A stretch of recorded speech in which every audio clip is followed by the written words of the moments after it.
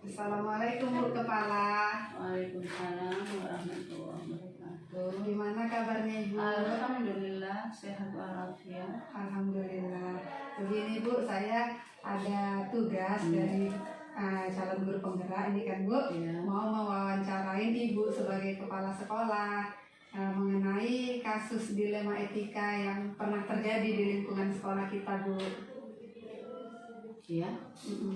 Yang pertama yang ingin saya tanyakan Bu, selama ini bagaimana Ibu dapat mengidentifikasi kasus-kasus yang merupakan dilema etika dan bujukan moral? Ya, yang pertama itu kita harus mengetahui karakter siswa ya. Karakter siswa, kemudian sifatnya bagaimana. Itu ya, ada lagi itu. Mengidentifikasi. Dalam hal ini kita Karakter, ya? harus mengetahui karakter siswa dulu ya Bu, iya, ya. karakter Tahu siswa kayak mana terlebih sifat-sifatnya dahulu, gitu ya Bu. Itu kan setelah karakter itu kan kita tahu lah sifatnya itu bagaimana, karena kan setiap anak ini kan berbeda-beda, karakternya beda-beda, dia keinginannya bagaimana, kemauannya bagaimana, bakatnya apa, minatnya bagaimana. Iya Bu, betul sekali. Jadi Ibu selama ini bagaimana Ibu menjalankan pengambilan keputusan di sekolah ini, terutama untuk kasus-kasus di mana ada dua kepentingan yang sama-sama benar atau sama-sama mengandung nilai kebajikan. Jadi maksudnya bagaimana selama ini Ibu mengambil keputusan kalau ada kasus dilema etika gitu, di mana yang keputusan yang Ibu ambil benar, yang ini benar gitu, jadi dia sama-sama benar begitu. Yang pertama peran wali kelas itu harusnya. Yang pertama peran wali kelas, kemudian wali kelasnya itu bisa, karena wali kelasnya itu pada umumnya dia kan sebagai orang tua kedua di sekolah, pasti setidaknya dia tahu ini anak ini bagaimana karakternya. Jadi peran pertama itu wali kelas. Iya Bu, jadi sebelum mengambil keputusan Ibu memanggil wali kelasnya dulu ya Bu ya, untuk membicarakan tentang si anak.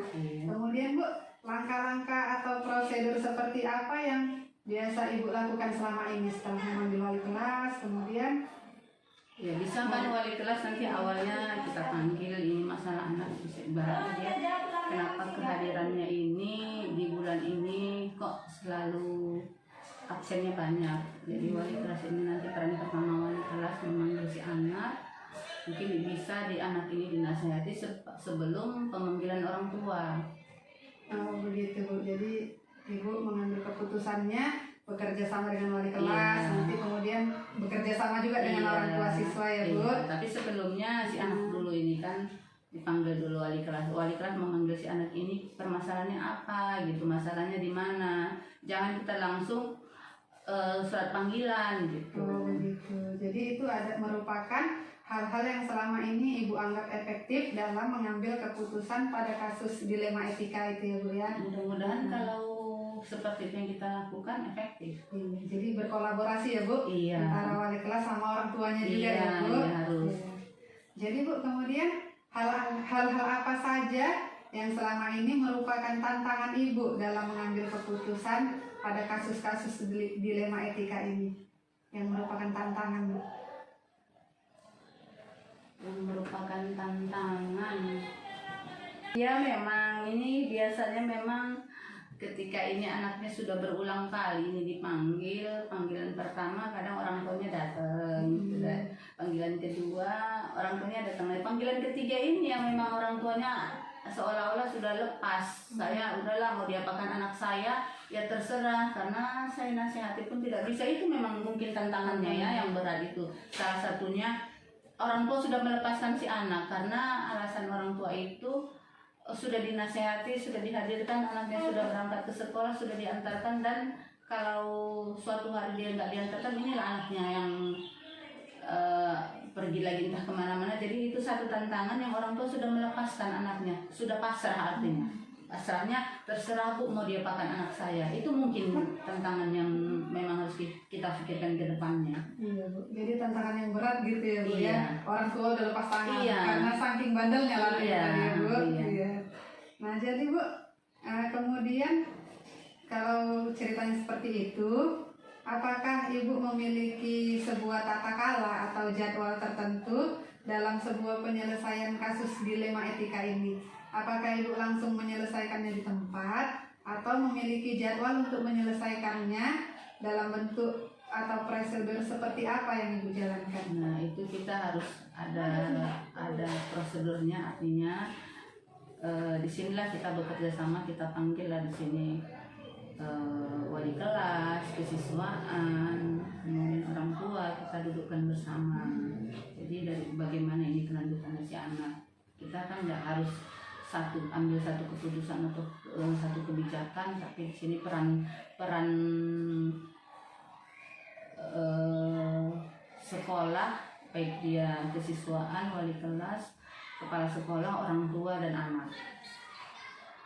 Jadi Ibu dalam hal ini Ibu langsung menyelesaikannya lah ya kan Bu, di tempat atau di sekolah, bersama dengan kolaborasi tadi lah ya Bu ya, dengan wali kelasnya, dengan orang tuanya, bidang kesiswaan juga ada ya Bu ya. Diselesaikan dengan jadwal dan prosedur yang sudah kita kasih jadwal. Apakah dia tidak langsung di situ, tapi kita pakai jadwal dulu. Begitu Bu. Jadi Bu, selama ini adakah seseorang atau faktor-faktor apa yang selama ini mempermudah atau membantu Ibu dalam mengambil sebuah keputusan dalam kasus-kasus dilema etika yang pernah terjadi di sekolah? Kita selalu berdiskusi dulu dengan, tidak semua guru sih, tapi ada beberapa guru yang berkaitan dengan hal anak tersebut. Artinya kan tidak semua guru dipanggil, tapi ada beberapa guru yang kita panggil, kita untuk mendiskusikannya bagaimana jalan keluarnya tentang permasalahan si anak ini. Berarti selama ini ada beberapa guru yang mempermudah Ibu atau membantu Ibu dalam mengambil sebuah keputusan ya Bu. Jadi kita biar bekerja sama, artinya kan solusinya bagaimana. Iya Bu, betul Bu. Nah, jadi Bu, ini pertanyaan terakhir ya Ibu. Nah, yang terakhir ini Bu, dari semua hal yang telah disampaikan tadi, yang sudah saya tanya dan yang sudah Ibu sampaikan, pembelajaran apa yang dapat Ibu petik dari pengalaman Ibu dalam mengambil keputusan dilema etika ini? Berarti pembelajaran musyawarah untuk mencapai mufakat. Saya rasa itu. Musyawarah ya Bu ya. Musyawarahkan bersama sehingga kita mencapai kemufakatan, itulah intinya. Jadi di dalam, jangan kita mengambil satu keputusan yang memang ada guru-guru, memang tidak semua guru harus tahu keputusan itu, tetapi tidak semua kepala sekolah itu mengambil satu keputusan yang memang tidak tahu gurunya, apalagi yang berhubungan dengan ini siswa. Oh begitu Bu. Jadi pembelajaran yang sudah Ibu petik dari pengalaman Ibu selama ini adalah musyawarah dan mufakat. Bagus sekali itu Bu. Jadi ada musyawarah, ada kolaborasi antara Ibu sama guru-guru, sama orang tua siswa juga Ibu. Antara kepala sekolah, guru, orang tua siswa, anak juga. Dan anak-anak juga. Iya. Baik Bu, terima kasih Bu. Demikian saja wawancara saya mengenai dilema etika, keputusan seorang pemimpin dalam mengambil keputusan Bu. Terima kasih sudah meluangkan waktunya untuk saya ya Ibu. Iya, sama-sama. Saya akhiri dengan Assalamualaikum warahmatullahi wabarakatuh. Waalaikumsalam warahmatullahi wabarakatuh. Semoga ini bermanfaat.